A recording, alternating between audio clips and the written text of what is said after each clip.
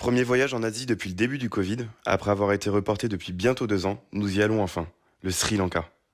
Pour ceux qui ne savent pas, le Sri Lanka est situé juste en dessous de l'Inde. C'est une île presque 10 fois plus petite que la superficie de la France, mais où le nombre d'habitants au kilomètre carré est 3 fois et demi plus élevé. Ça nous promet de belles rencontres et on n'est pas à la fin de nos surprises.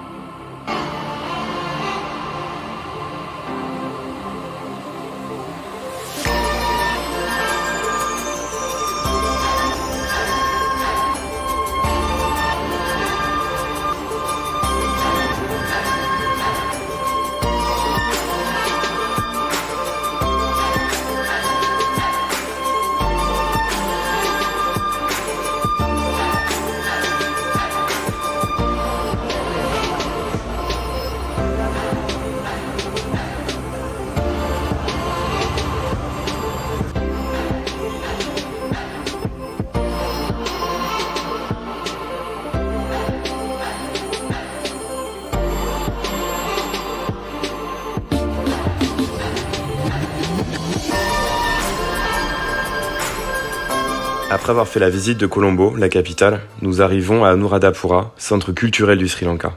Nous découvrons alors de nouvelles couleurs, de nouveaux temples appelés stupas, et une faune incroyable au milieu de ces jungles luxuriantes.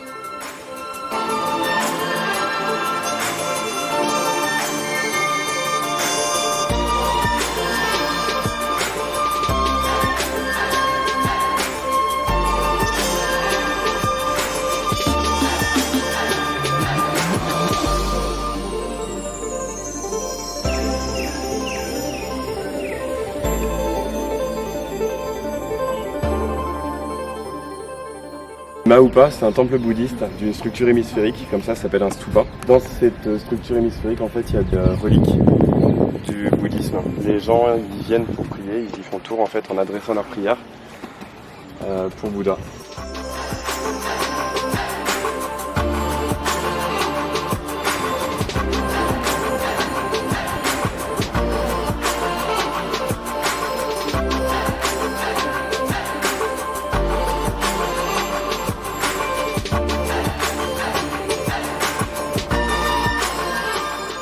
Ok, là du coup on se prend une bonne claque dans la gueule.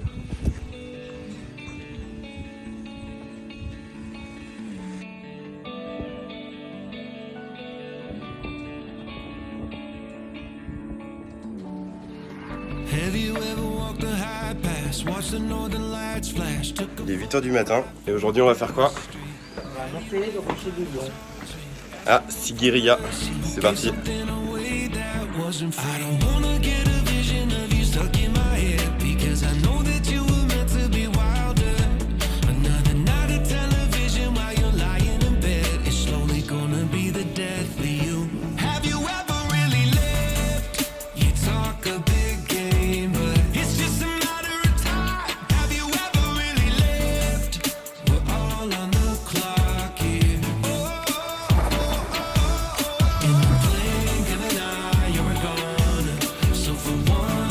Bienvenue dans le temple abandonné.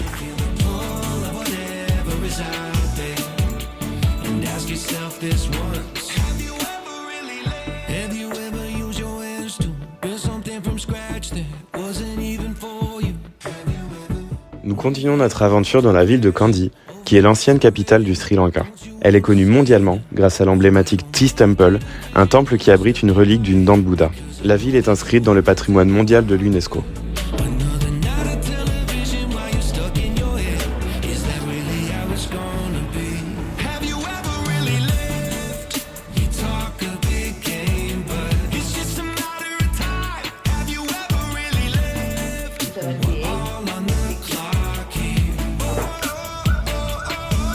On est maintenant arrivé à la gare de Kandy, on va prendre le train direction Ella. C'est un des plus beaux trajets à faire au Sri Lanka puisqu'on va traverser les plantations de thé. Donc voilà, on va se régaler.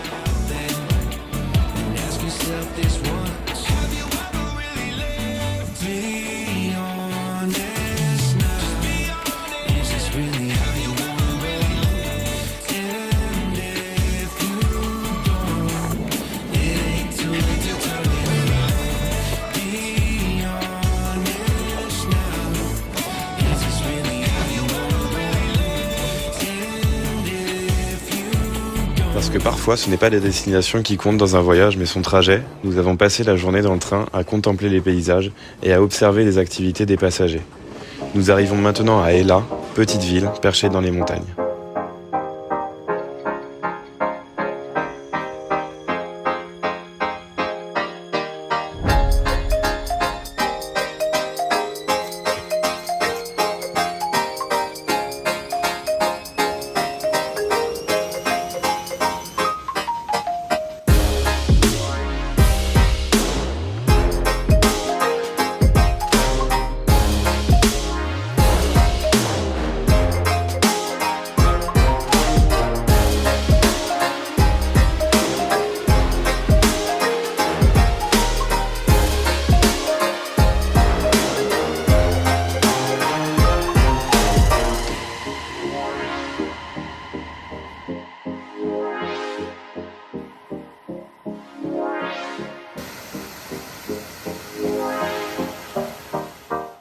Nous reprenons la route cette fois en tuk-tuk, en laissant derrière nous les montagnes pour un paysage plus plat mais encore différent.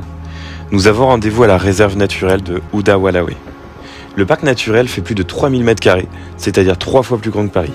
Il est réputé pour y avoir 250 éléphants en liberté, mais on y trouve aussi des crocodiles, des mangoustes, des coyotes, des buffles et plein d'autres espèces protégées.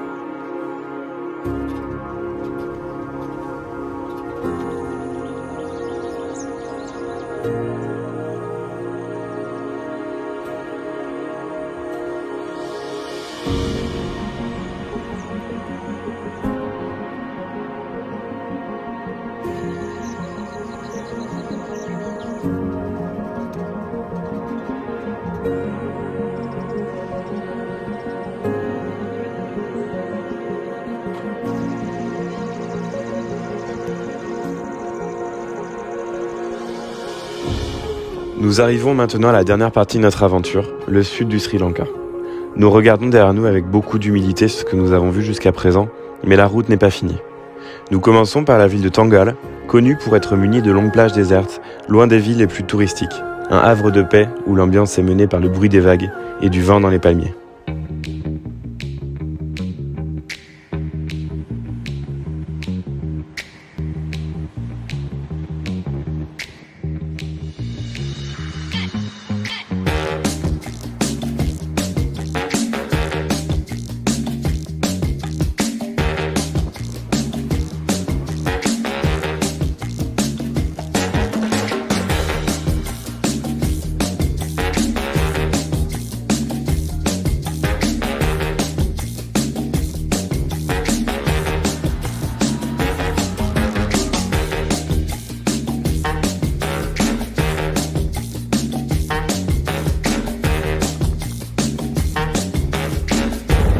On est parti ce matin en exploration voir les crocodiles en bateau avec notre petite guide là-bas. Sur la rivière. Sur la rivière, c'est parti.